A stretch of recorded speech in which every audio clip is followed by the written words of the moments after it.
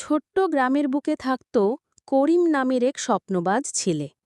প্রতিদিন সকালবেলায় গরু ছাগল নিয়ে মাঠে হাঁটত, বকুল ফুলের গন্ধে ঘুম ভাঙত, আর দোতলার পাশে বিলের নীল জলে মাছ ধরতে যেত।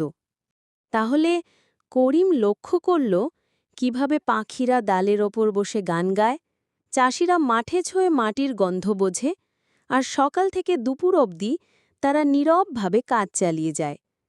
করিমের একটা স্বপ্ন ছিল, সে চেয়েছিল গ্রামেরই একটা স্কুল হোক, যেখানে ঘরের ছেলেমেয়েরা একসাথে পড়াশোনা করবে, ক্রিকেট খেলবে আর গল্প শোনাবে। এক সকালে মাঠে বসে করিম বলল, বড়রা যদি মিলে কাজ করে একটা বিদ্যালয় তোলা যায়। একটু আশাবাদে ওই কথা ছড়িয়ে পড়ল। তাদের ভাষায় দুজন বড় কথা শুনলেন ও আশ্বাস দিলেন।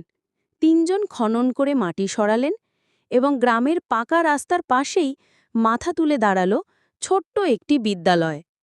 আজ সেই বিদ্যালয়ে করিম ও তার বন্ধুরা হাসছে, বইয়ের পাতায় তারা আনন্দ খুঁজে পায়, খেলায় মেতে ওঠে, বোঝাপড়ায় বন্ধুত্ব খুঁজে পায়।